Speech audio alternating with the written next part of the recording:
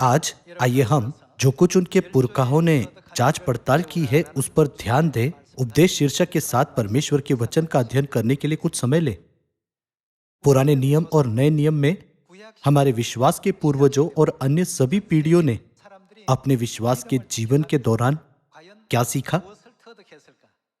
इस प्रश्न का उत्तर बहुत महत्वपूर्ण है। आइए हम आयुब की पुस्तक अध्याय 8 खोलें और आज एक साथ परमेश्वर की इच्छा का अध्ययन करें। आइए हम आयुब की पुस्तक अध्याय 8 पर जाएं। अध्याय 8 आयत 5 को देखें।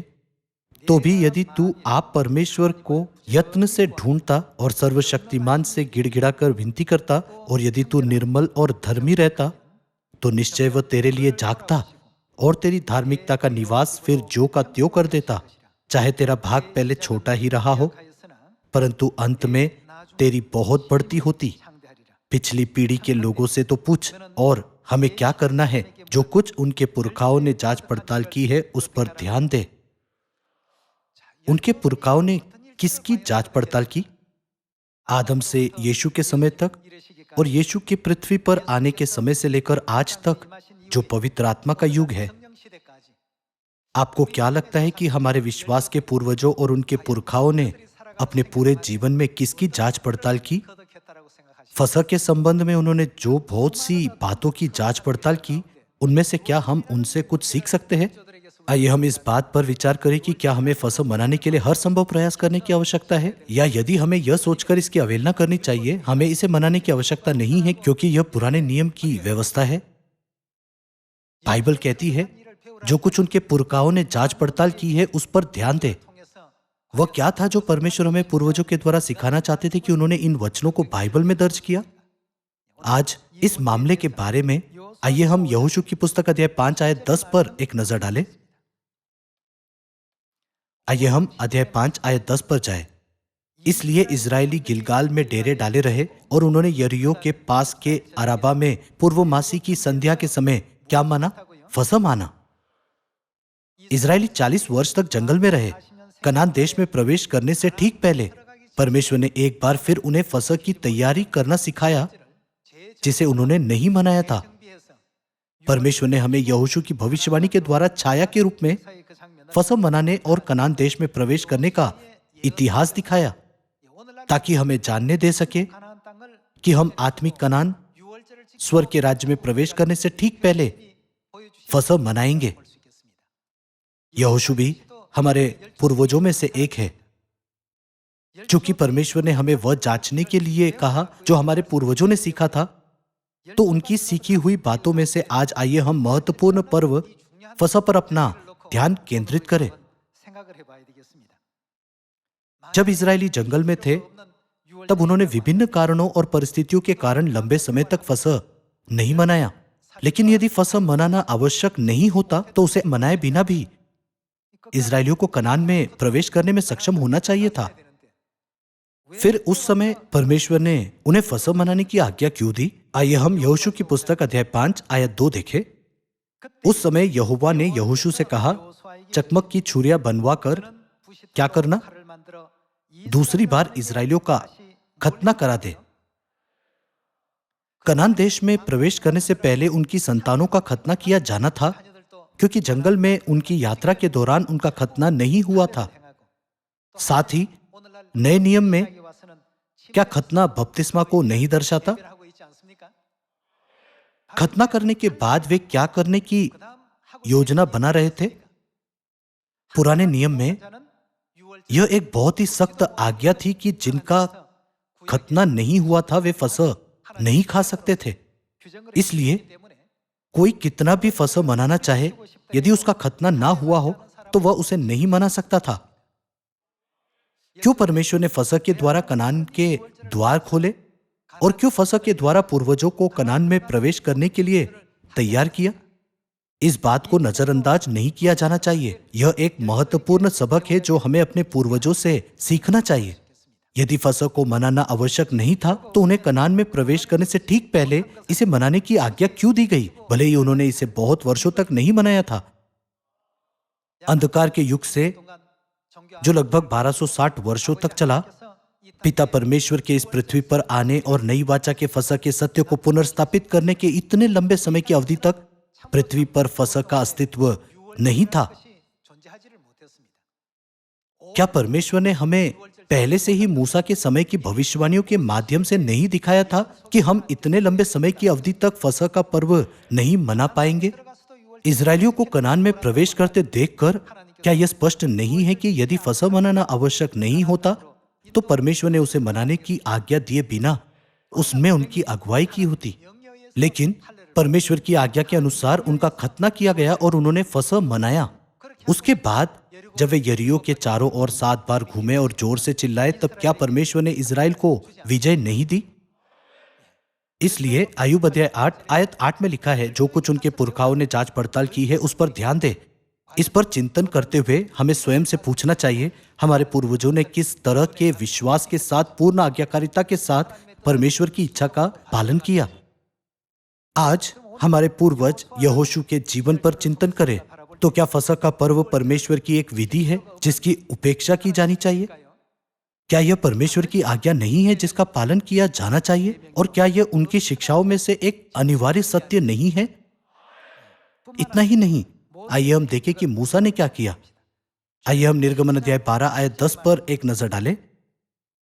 इजरायलियों को दासवत और कठिनाई के देश मिस्र से मुक्त करने के लिए परमेश्वर ने फसह के पवित्र पर्व की अनुमति दी।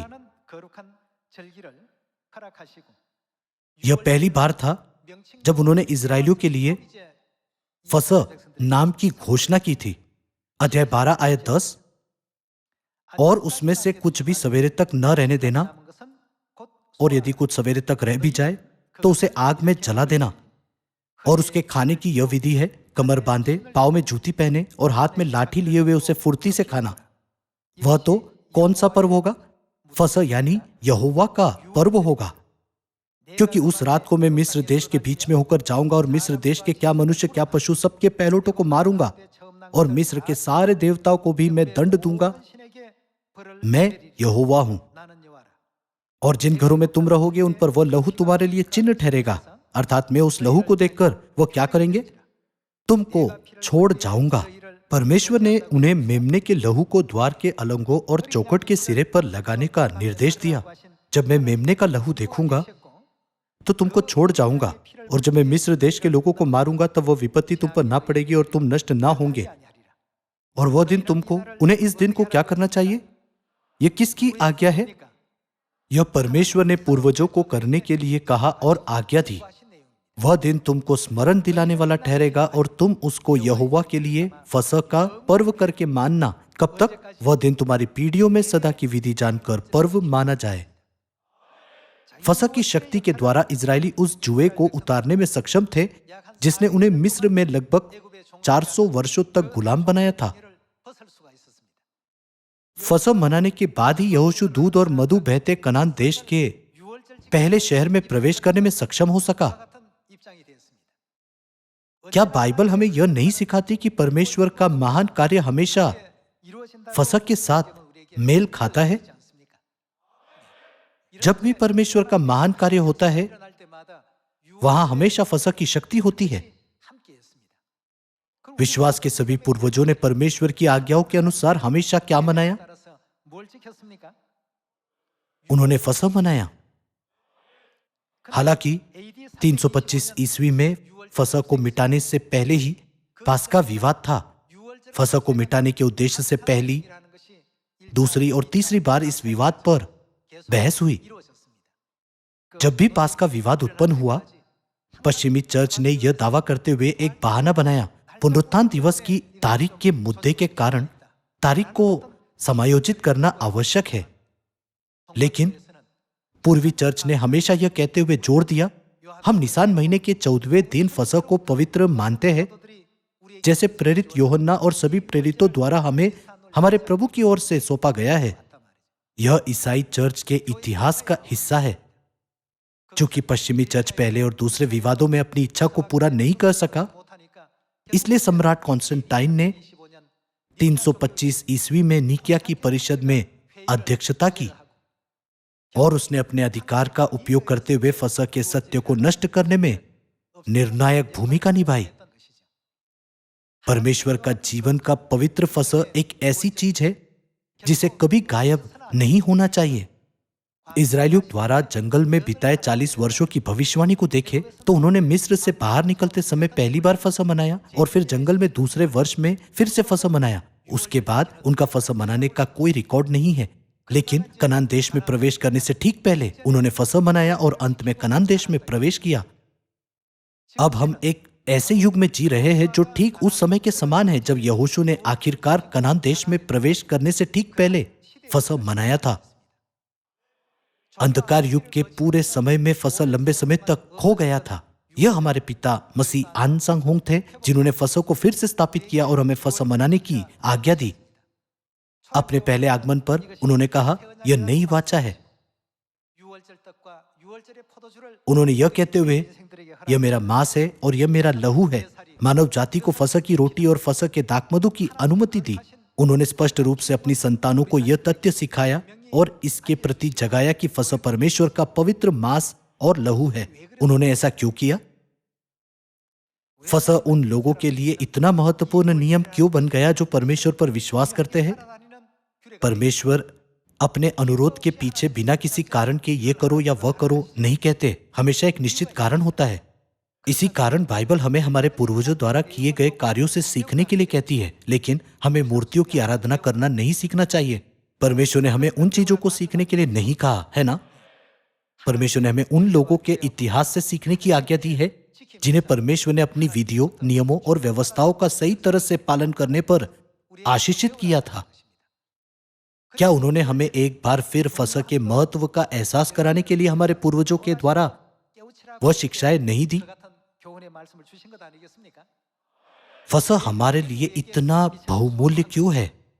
आइए हम यूहन्ना अध्याय 6 पर जाकर एक बार फिर इसकी पुष्टि करें। आइए यूहन्ना की पुस्तक अध्याय 6 आयत 53 पर एक नजर डालें। यीशु ने उनसे कहा, मैं तुमसे सच सच कहता हूं कि जब तक तुम मनुष्य के पुत्र का मांस न खाओ और उसका लहू न पियो, तुम्हें जीवन नहीं। जो मेरा मांस खाता और मेरा लहू पीता है, क्या उसी का है? अनंत जीवन उसी का है और मैं उसे अंतिम दिन फिर जिला उठाऊंगा। क्योंकि मेरा मांस वास्तव में खाने की वस्तु है और मेरा लहू वास्तव में पीने की वस्तु है। जो मेरा मांस खाता और मेरा लहू पीता है, वह मुझ में स्थिर बना रहता है और मैं उसमें। जैसा जीवित पिता ने मुझे भेजा और मैं पिता के कारण जीवित हूं, वैसा ही वह भी जो मुझे खाएगा मेरे कारण जीवित रहेगा। यहां यीशु ने कहा, जब तक तुम मनुष्य के पुत्र का मांस न खाओ और उसका लहू न पियो, तुम्हें जीवन नहीं।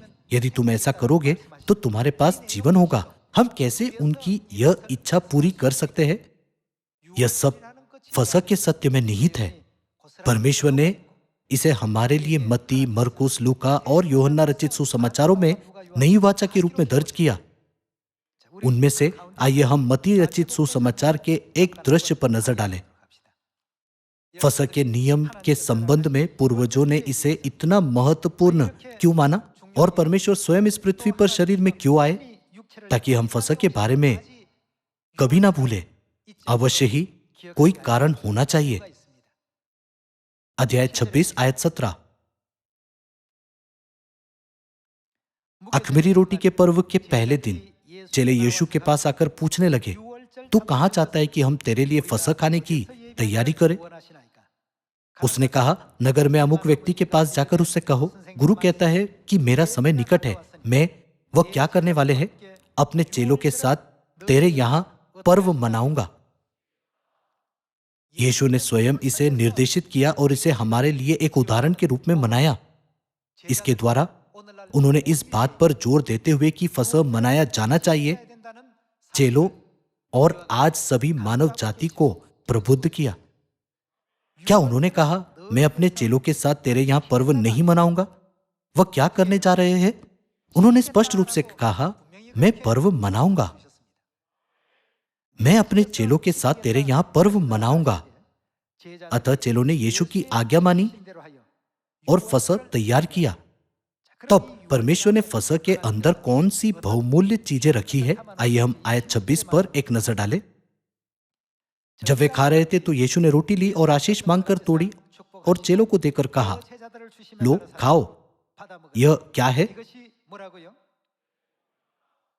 यह फसह की रोटी मेरी देह है। फिर उसने कटोरा लेकर धन्यवाद किया। उसमें क्या था? उन्होंने कटोरा लिया जिसमें दाखमधु था और उन्हें देकर कहा, तुम सब इसमें से पियो, क्योंकि यह किसका लहू? वाचा का मेरा वह लहू है जो बहुतों के लिए पापों की क्षमा के निमित्त बहाया जाता है। यहां यह कहता है वाचा का लहू। जब आप फुटनोट से संदर्भ ले तो इसे नई वाचा का लहू कहा गया है। इन सब के द्वारा परमेश्वर हमें बता रहे हैं कि उन्होंने अपने मांस और अपने बहुमूल्य पवित्र लहू से यह प्रतिज्ञा कहां बांधी और उस पर मुहर लगा दी। फसह की रोटी मेरी देह है, फसह का दाखमधु मेरा लहू है। जब तक तुम मनुष्य के पुत्र का मांस न खाओ और उसका लहू न पियो, तुम में जीवन नहीं। जब तुम खाओगे और पियोगे तब तुम में अनंत जीवन होगा। 3 बार में 7 पर्व में कई पर्व है। परमेश्वर ने यह प्रतिज्ञा फसह के पर्व में क्यों रखी? हमें इसे बहुत ही महत्वपूर्ण बात पर विशेष ध्यान देना चाहिए। यीशु, यहोशू और मूसा के जीवन की घटनाओं के बारे में सोचिए। प्रत्येक युग में इन सभी घटनाओं को देखते हुए हम महसूस कर सकते हैं कि कैसे फसह ने हमें परमेश्वर की ओर ले जाने वाले एक बहुमूल्य कदम की भूमिका निभाई है। यीशु ने फसह के विषय पर जोर क्यों दिया? और यहां तक कि बाइबल में लूका अध्याय 22 में यह कहते हुए, यह कटोरा मेरे लहू में नई वाचा है, स्पष्ट रूप से उल्लेख किया कि फसह का पर्व नई वाचा है। सभी लोगों, हमें परमेश्वर और हमारे बीच के संबंध को समझने के लिए फसह को जानना चाहिए। जब हम मत्ती अध्याय 6 आयत 9 पर नजर डालें तो यीशु ने हमें परमेश्वर के साथ हमारे संबंध के बारे में क्या सिखाया? वह स्वर्ग में हमारे पिता है। उन्होंने हमें इस तथ्य के प्रति जागृत किया कि परमेश्वर हमारे पिता है। आइए हम मत्ती अध्याय 6 आयत 8 देखें। इसलिए तुम उनके समान न बनो, क्योंकि तुम्हारा पिता तुम्हारे मांगने से पहले ही जानता है कि तुम्हारी क्या क्या आवश्यकताएं हैं। अतः तुम इस रीति से प्रार्थना किया करो, हे हमारे कौन? पिता। उस क्षण में जब हमें हमारे परमेश्वर कहते हुए पुकारना चाहिए, यीशु ने हमें हमारे पिता से प्रार्थना करना सिखाया। परमेश्वर हमारे पिता है, लेकिन साथ ही और कौन हमारे परमेश्वर है? आइए हम गलातियों अध्याय 4 पर एक नजर डालें। आयत 26, पर ऊपर की यरूशलेम स्वतंत्र है और वह कौन है? हमारी माता है। तब जब हम मत्ती अध्याय 6 में हमारे पिता कहते हैं तो यहां पर हमारे किसे दर्शाता है? और जब हम हमारी माता कहते हैं तो हमारी किसे दर्शाता है? वे कौन है? क्या वे बचाई गई संतानें नहीं हैं? आइए हम 2 कुरिन्थियों अध्याय 6 में जाकर पुष्टि करें कि वे बचाई गई संतानें हैं। 2 कुरिन्थियों अध्याय 6 आयत 17, इसलिए प्रभु कहता है, उनके बीच में से निकलो और अलग रहो और अशुद्ध वस्तुओं को मत छुओ, तो मैं तुम्हें ग्रहण करूंगा और मैं तुम्हारा क्या होऊंगा? पिता होऊंगा। ये किसके वचन है? प्रभु का वचन है। क्या यह आयत 17 में नहीं बताया गया है कि प्रभु ये वचन कहते हैं? हमारे प्रभु जो हमारे परमेश्वर है हमारे लिए पिता होंगे। उन्होंने कहा, तुम मेरे, हम उनके लिए कौन होंगे? बाइबल में यह लिखा है कि तुम मेरे बेटे और बेटियां होंगे, जिसका अर्थ है उनकी संतान होंगे। और तुम मेरे बेटे और बेटियां होंगे, यह किसका वचन है? यह सर्वशक्तिमान प्रभु परमेश्वर का वचन है। वे स्वयं परमेश्वर के द्वारा कहे गए वचन हैं। इस प्रकार हमारे स्वर्गीय पिता, हमारी स्वर्गीय माता और स्वर्गीय बेटे और बेटियां हैं। यदि ऐसा है तो वह क्या है जो हमें जोड़ता है ताकि परमेश्वर और हमारे बीच एक संबंध हो सके? पिता, माता, बेटा और बेटी। क्या ये उपाधियां केवल एक परिवार में उपयोग नहीं की जाती? ये वे उपाधियां हैं जिनका उपयोग लोग केवल घर पर करते हैं। एक परिवार का रिश्ता लहू पर आधारित होता है, लेकिन इस रिश्ते में सबसे महत्वपूर्ण कारक क्या है? वह प्रेम है। परिवार प्रेम है। इसलिए जब यीशु ने कहा मैं तुम्हें एक नई आज्ञा देता हूं, तो हमें क्या करना चाहिए? फसह की आज्ञा प्रेम करने की भी आज्ञा है। फसह बलिदान और प्रेम का पर्व है, जिसमें परमेश्वर ने अपनी पवित्र देह का बलिदान किया और अपनी संतानों को अपना मांस और लहू दिया। आखिरकार वह कौन सा पर्व है जिसे परमेश्वर ने संसार की सृष्टि के समय से नियुक्त किया है? सभी लोगों, यह फसह का पर्व है। इसलिए जब तक हम फसह का पर्व नहीं मनाते, यीशु के साथ हमारे संबंध का क्या होगा? उन्होंने कहा मेरे साथ तेरा कुछ भी साझा नहीं। यदि तुम फसह के दिन अपने पैर नहीं धोते तो मेरे साथ तेरा कुछ भी साझा नहीं। यदि तुम रोटी नहीं खाते और दाखमधु नहीं पीते तो निश्चय ही मेरे साथ तेरा कुछ भी साझा नहीं। यदि तुम कहो हमें इसे मनाने की आवश्यकता नहीं है, तो तुम्हारा और मेरा कोई रिश्ता नहीं है। क्या यह सही नहीं है? पुराने नियम से नए नियम तक और नए नियम के समय से पवित्र आत्मा के युग तक परमेश्वर ने हमारे सत्य में नई वाचा की शिक्षा को रखा है, जिसे फसह कहा जाता है। जीवन का सत्य जिसे फसह कहा जाता है, यीशु के स्वर्गारोहण के बाद 300 से अधिक वर्षों तक अनुग्रह पूर्वक मनाया गया था। लेकिन नीकिया की परिषद में वे फसह को मिटाने के लिए सहमत हुए। यह सिर्फ एक व्यवस्था को मिटाना नहीं है, लेकिन स्वर्ग और इस पृथ्वी दोनों में परमेश्वर और उनकी संतानों के बीच लहू से बने संबंध का क्या हुआ? उसे पूरी तरह से तोड़ दिया गया।